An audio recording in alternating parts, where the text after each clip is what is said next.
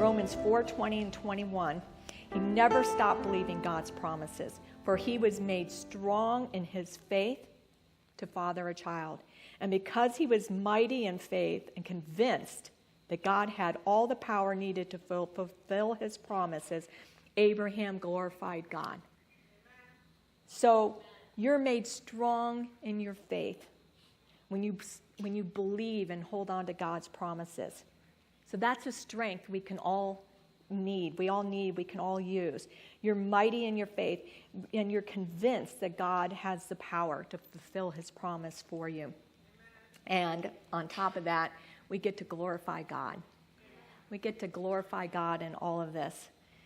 So your life is a journey. We each have a unique journey. Like a river, there's a river that flows, and a river has a defined direction. It flows in a certain direction. It has a starting point, the headwaters. It dumps into an end point. It goes somewhere. It has purpose. It's intentional. What allows it to do that is the river banks. The banks that the river has intentionally carved out. And that's what gives its direction and its purpose. If without the banks, the water would flow out and just spread everywhere. If it did stay above ground after a certain amount of time, it would become stagnant. And so our life is like a river.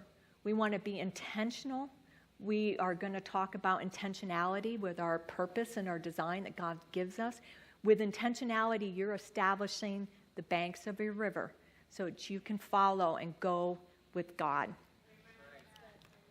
So we want to look for strategies and steps to take in our life and make our journey intentional and purposeful. Give our lives riverbanks, and yet at the same time allow God total control to move your life as he knows best.